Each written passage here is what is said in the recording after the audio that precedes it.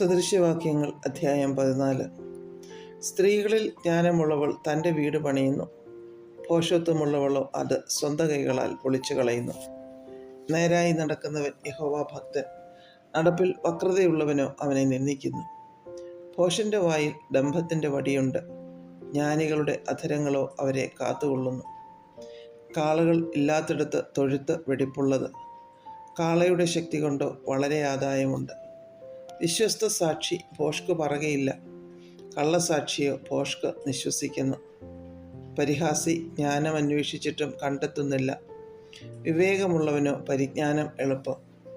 മൂഢൻ്റെ മുമ്പിൽ നിന്ന് മാറിപ്പോക, പരിജ്ഞാനമുള്ള അധരങ്ങൾ നീ അവനിൽ കാണുകയില്ല. വഴി തിരിച്ചറിയുന്നത് വിവേകിയുടെ ജ്ഞാനം, ചതിക്കുന്നതോ ഭോഷന്മാരുടെ ഭോഷത്വം. ഭോഷന്മാരെ അകൃത്യയാഗം പരിഹസിക്കുന്നു, നേരുള്ളവർക്കോ തമ്മിൽ പ്രീതിയുണ്ട്. ഹൃദയം സ്വന്തം ദുഃഖത്തെ അറിയുന്നു, അതിൻ്റെ സന്തോഷത്തിലും അന്യൻ ഇടപെടുന്നില്ല. ദുഷ്ടന്മാരുടെ വീട് മുടിഞ്ഞു പോകും, നീതിമാന്റെ കൂടാരമോ തഴയ്ക്കും. ചിലപ്പോൾ ഒരു വഴി മനുഷ്യന് ചൊവ്വായി തോന്നും, അതിൻ്റെ അവസാനമോ മരണവഴികളത്രേ. ചിരിക്കുമ്പോൾ തന്നെയും ഹൃദയം ദുഃഖിച്ചിരിക്കാം, സന്തോഷത്തിൻ്റെ അവസാനം ദുഃഖവുമാകും. ഹൃദയത്തിൽ വിശ്വാസത്യാഗമുള്ളവന് തൻ്റെ നടപ്പിൽ മടുപ്പ് വരും, നല്ല മനുഷ്യനോ തൻ്റെ പ്രവൃത്തിയാൽ തന്നെ തൃപ്തി വരും.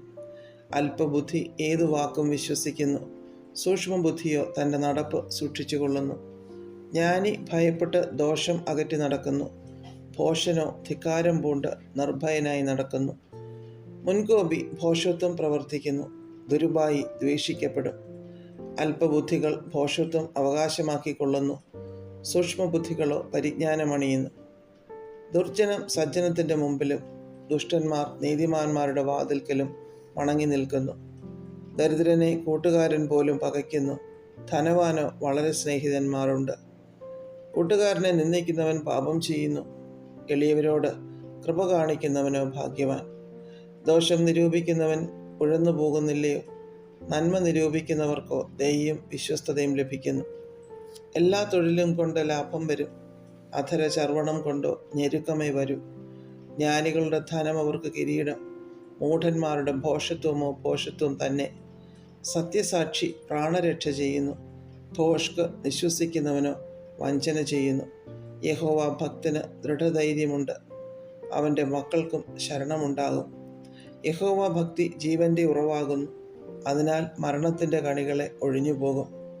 പ്രജാബാഹുല്യം രാജാവിന് ബഹുമാനം, പ്രജാ ന്യൂനതയോ പ്രഭുവിൻ്റെ നാശം. ദീർഘക്ഷമയുള്ളവൻ മഹാബുദ്ധിമാൻ, മുൻകോപിയോ ഭോഷത്വം ഉയർത്തുന്നു. ശാന്തമനസ്സ് ദേഹത്തിന് ജീവൻ, അസൂയയോ അസ്ഥികൾക്ക് ദ്രവത്വം. എളിയവനെ പീഡിപ്പിക്കുന്നവൻ അവൻ്റെ സൃഷ്ടാവിനെ നിന്ദിക്കുന്നു, ദരിദ്രനോട് കൃപ കാണിക്കുന്നവനോ അവനെ ബഹുമാനിക്കുന്നു. ദുഷ്ടന് തൻ്റെ ദുഷ്ടതയാൽ വീഴ്ച വരുന്നു, നീതിമാനോ മരണത്തിലും പ്രത്യാശയുണ്ട്. വിവേകമുള്ളവൻ്റെ ഹൃദയത്തിൽ ജ്ഞാനം അടങ്ങിപ്പാർക്കുന്നു, മൂഢന്മാരുടെ അന്തരംഗത്തിൽ ഉള്ളതോ വെളിപ്പെട്ടു വരുന്നു. നീതി ജാതിയെ ഉയർത്തുന്നു, പാപമോ വംശങ്ങൾക്ക് അപമാനം. ബുദ്ധിമാനായ ദാസന് രാജാവിൻ്റെ പ്രീതി ലഭിക്കുന്നു, നാണം കെട്ടവനോ അവൻ്റെ കോപം നേരിടും. അധ്യായം 15. മൃദുവായ ഉത്തരം ക്രോധത്തെ ശമിപ്പിക്കുന്നു, കഠിനവാക്കോ കോപത്തെ ജ്വലിപ്പിക്കുന്നു. ജ്ഞാനിയുടെ നാവ് നല്ല പരിജ്ഞാനം പ്രസ്താവിക്കുന്നു, മൂഢന്മാരുടെ വായോ ഭോഷത്വം പൊഴിക്കുന്നു. യഹോവയുടെ കണ്ണ് എല്ലായിടവുമുണ്ട്, ആകാത്തവരെയും നല്ലവരെയും നോക്കിക്കൊണ്ടിരിക്കുന്നു. നാവിൻ്റെ ശാന്തത ജീവവൃക്ഷം, അതിൻ്റെ വക്രതയോ മനോവ്യസനം.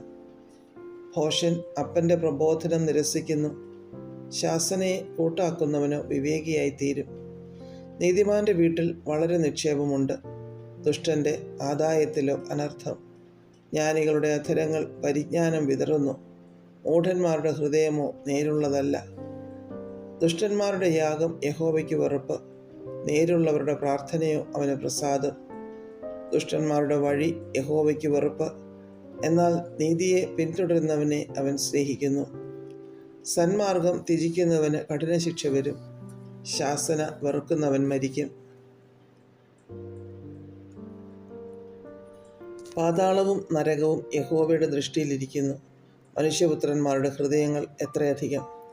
പരിഹാസി ശാസന ഇഷ്ടപ്പെടുന്നില്ല, ജ്ഞാനികളുടെ അടുക്കൽ ചെല്ലുന്നതുമില്ല.